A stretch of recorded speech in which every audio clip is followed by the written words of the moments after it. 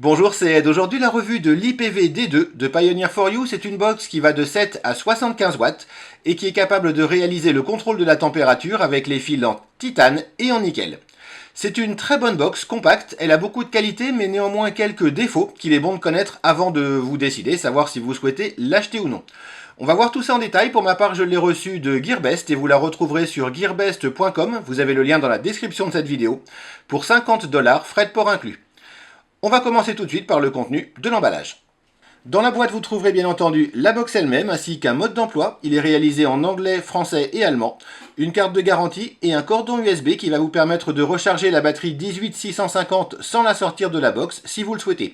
A noter que ça n'est pas une prise micro USB comme c'est en train de devenir le standard, mais une petite prise jack.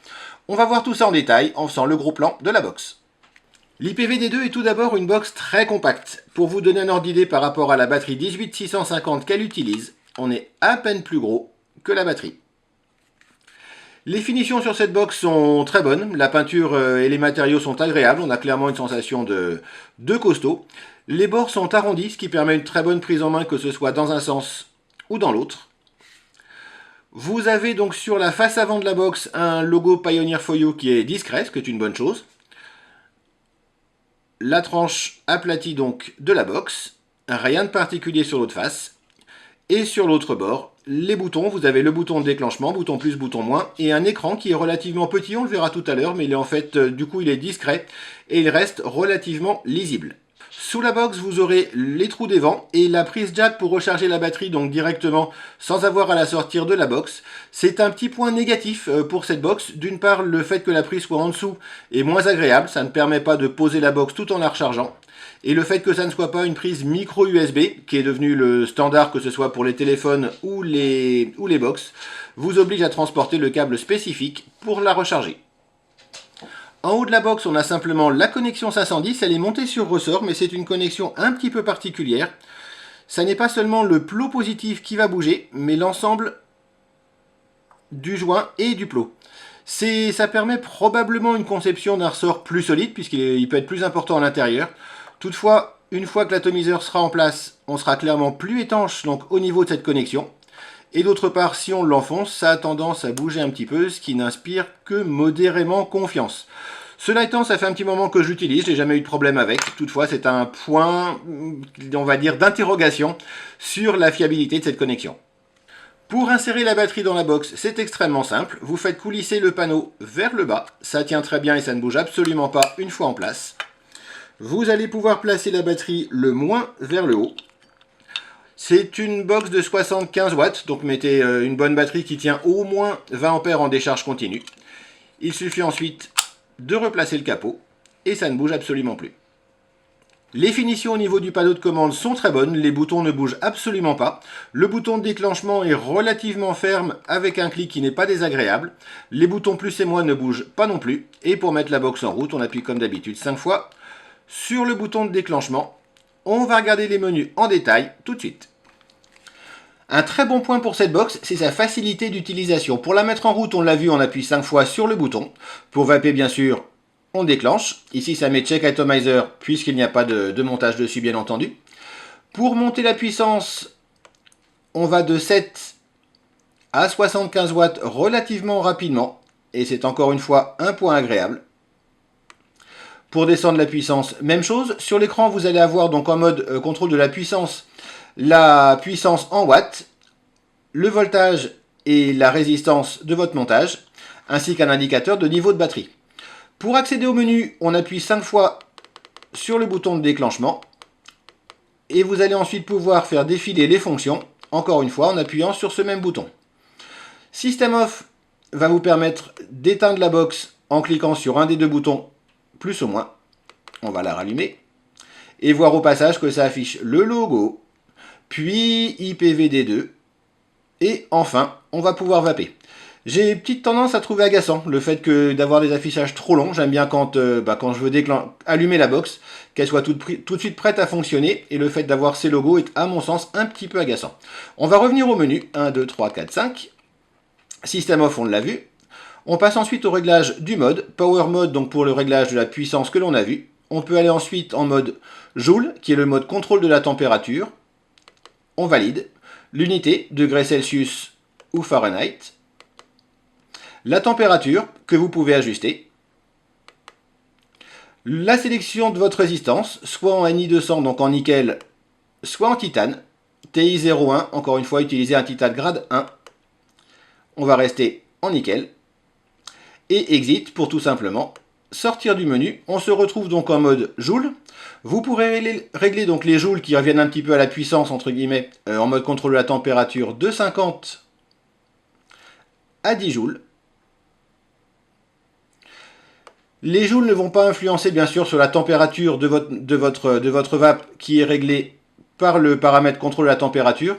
Ça va plutôt être le réglage de la pêche de votre vape en fait. À 10 joules, vous aurez une montée en température relativement lente. À 50 joules, ce sera beaucoup plus agressif.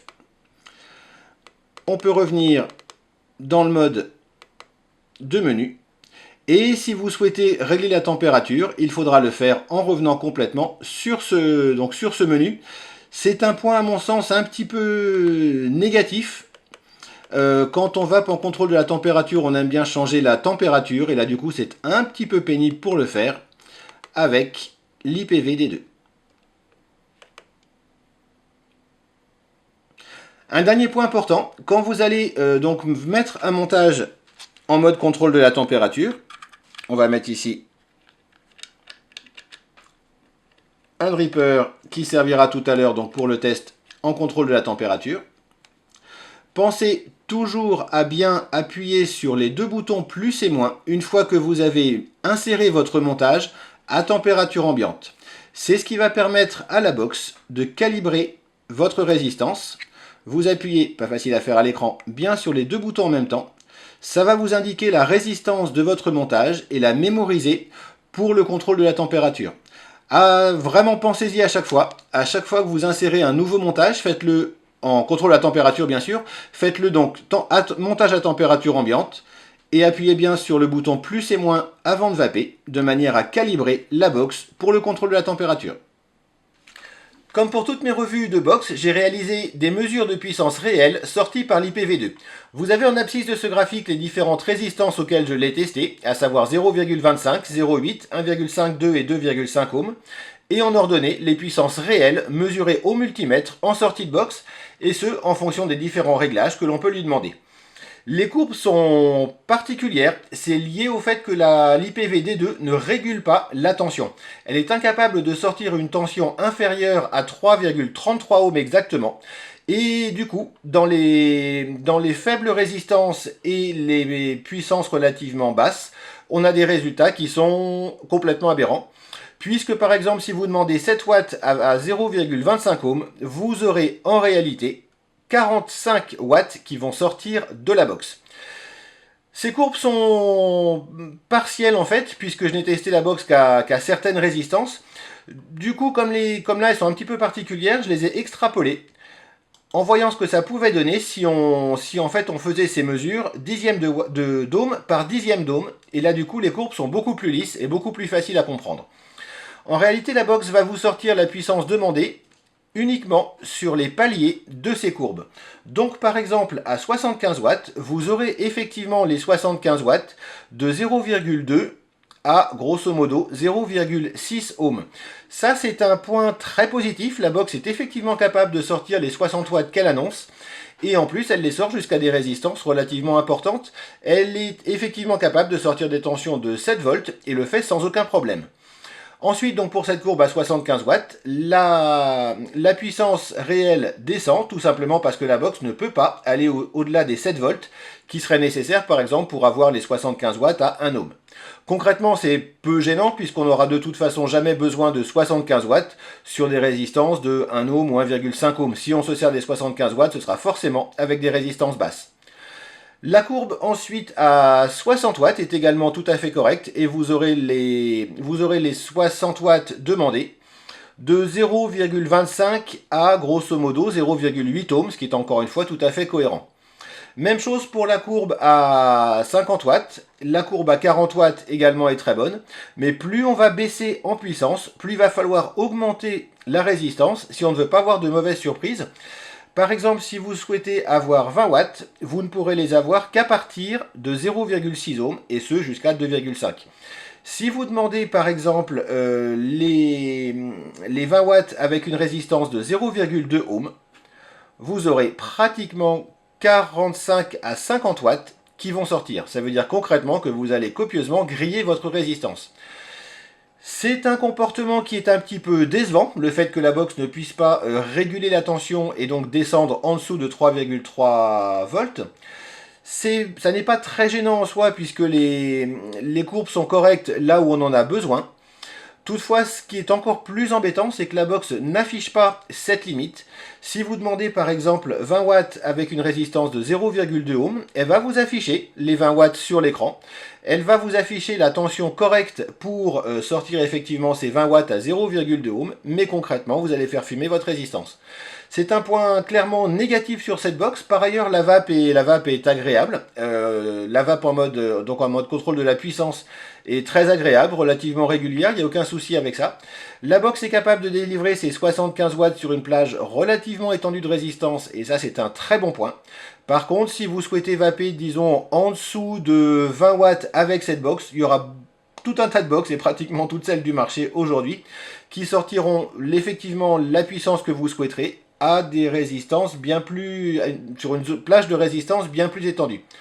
Donc si vous souhaitez utiliser la box sur les puissances relativement élevées, on va dire à partir de 25 watts, 25-30 watts, la box fonctionne parfaitement. Méfiez-vous, si vous utilisez des puissances plus basses, d'avoir effectivement des résistances de au moins 1 ohm. Et si vous souhaitez avoir une vape à 7 watts, n'utilisez des résistances qu'à partir de 1,6 ohm.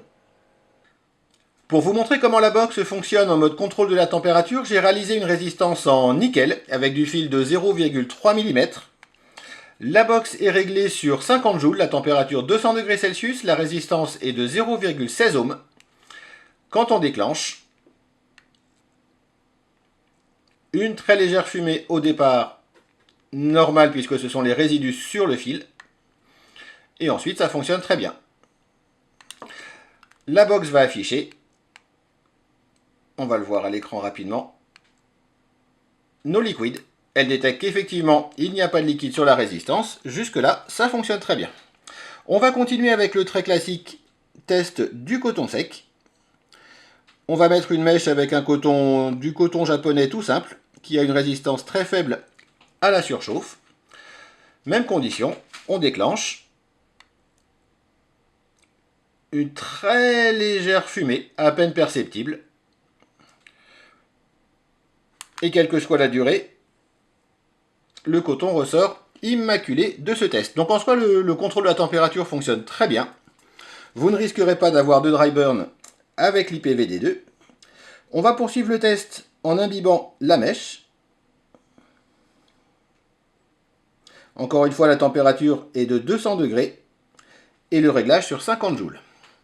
Quand on déclenche, on a une très belle production de vapeur, mais vous allez sûrement l'entendre et probablement le voir sur les images. La box pulse le courant et ça fait un espèce d'effet de serpent un petit peu au niveau du son, vous allez l'entendre. Un petit peu un bruit de locomotive. Et on voit très clairement comment la box fonctionne en mode contrôle de la température. Comme elle n'est pas capable de réguler la puissance en dessous de 3,3 volts, quand elle a besoin en soi d'une régulation à ce niveau-là, elle va pulser le courant, c'est-à-dire que le courant ne sera pas continu, mais alternatif. Vous aurez des pointes de courant et ça donne ça. Le courant est envoyé, arrêté au niveau du coil. On va refaire le test.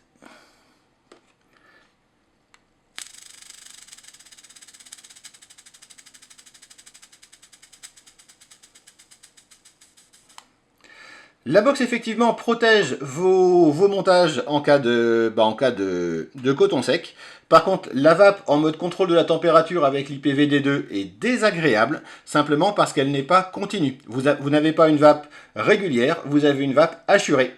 Ça fonctionne bien. Au final, quand on vape, la vapeur est relativement dense, agréable, mais cette espèce d'oscillement, on va dire, de la vape est particulièrement désagréable. Le contrôle de la température sur l'IPVD2 fonctionne pour ce qui est de protéger vos montages, mais au niveau de la vape, c'est franchement désagréable. Et voilà, vous savez tout sur l'IPVD2 de Pioneer 4U. Au final, c'est un bilan mitigé. La box a des qualités, en particulier la qualité de sa fabrication, la trappe de la batterie qui est très agréable, les boutons qui ne bougent absolument pas, sa forme et son ergonomie qui la rendent très agréable à prendre en main.